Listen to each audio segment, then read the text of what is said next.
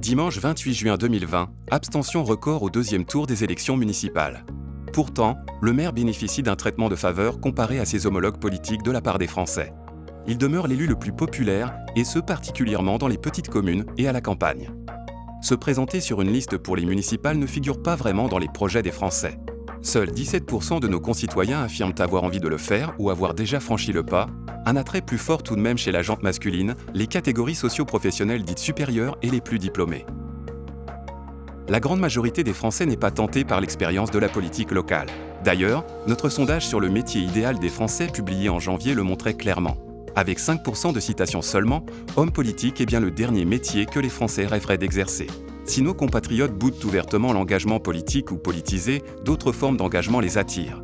Une majorité de Français manifestent par exemple leur appétence pour l'engagement dans la vie associative et un Français sur deux affirme avoir envie de s'engager dans un métier au service des autres ou est déjà engagé dans cette voie. Questionnés sur les groupes de population sur lesquels ils estiment pouvoir compter, près des 3/4 de la population affirment que l'on peut compter sur les associations. Un résultat tout à fait remarquable qui place les associations sur le podium des personnes et groupes perçus comme fiables aux yeux des Français. Très largement reconnues comme un acteur de confiance, les associations arrivent en effet en 3e position derrière la famille et les amis, s'invitant dans une relation de quasi-proximité et de confiance avec la population. En revanche, 3 Français sur 4 affirment qu'on ne peut pas compter sur l'État.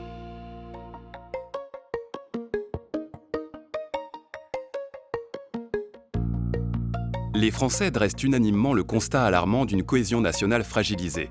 Presque la moitié d'entre eux affirment que la cohésion nationale en France est aujourd'hui très fragilisée. On observe toutefois de nettes disparités en fonction de l'âge. Les seniors apparaissent particulièrement inquiets quant à la solidité du lien qui nous unit. Les 65 ans et plus sont en effet 2 fois plus nombreux que les 18-24 ans à estimer que la cohésion nationale est considérablement fragilisée aujourd'hui dans l'Hexagone. Un constat teinté de regret, mais aussi du besoin de faire changer les choses. Consolider la cohésion nationale en France est aujourd'hui un enjeu prioritaire pour la grande majorité de la population et particulièrement pour les seniors.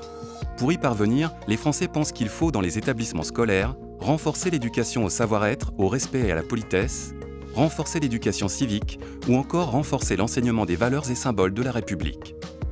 De plus, les Français sont attachés à un certain nombre de valeurs et symboles très caractéristiques de notre identité.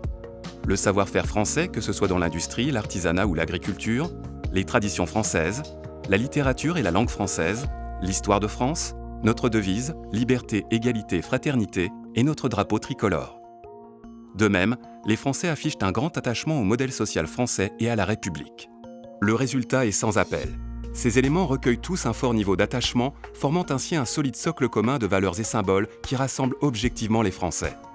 Le rappeler est déjà un premier pas pour rétablir des liens de confiance entre les citoyens, quel que soit leur âge.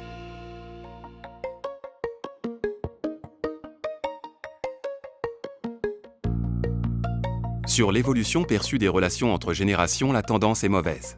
Les Français sont 3 fois plus nombreux à affirmer qu'elles ont tendance à s'affaiblir plutôt qu'à se renforcer.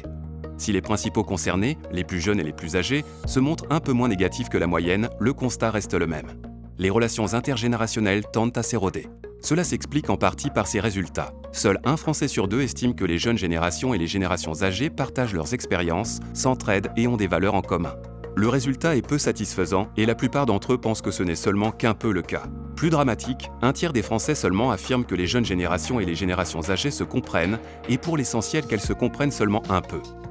Il y a d'autant plus de marge de progression sur la consolidation du lien entre générations que les Français sont convaincus que les activités qui génèrent un lien entre elles sont justement importantes, voire essentielles, pour la société française aujourd'hui. Ainsi, près de 7 Français sur 10 considèrent qu'accompagner et former des stagiaires ou apprentis dans les entreprises est essentiel. Nos concitoyens jugent globalement moins importantes les démarches plus matérielles. Ainsi, l'aide financière des grands-parents et parents aux enfants, 40%, et l'aide financière apportée à l'inverse par les enfants à leurs parents ou grands-parents, 37%, sont jugées essentielles par seulement 4 Français sur 10. Également perçues comme des activités intergénérationnelles importantes pour notre société, rendre visite aux personnes âgées isolées, 63%, apporter du soutien scolaire aux jeunes défavorisés, 60%, et enfin, transmettre de la mémoire aux jeunes.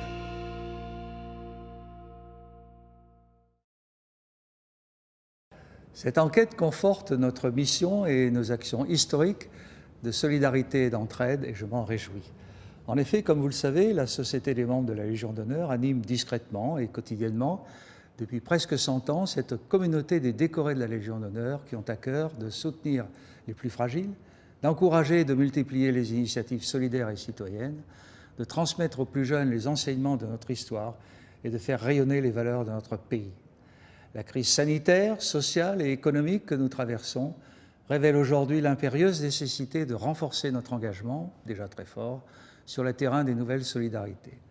J'en retire en premier lieu la conviction profonde que notre projet associatif tourné vers l'avenir, la jeunesse et le lien intergénérationnel est plus que jamais au cœur du défi sociétal et qu'il prend dans ce nouveau contexte davantage de sens, de souffle et d'épaisseur.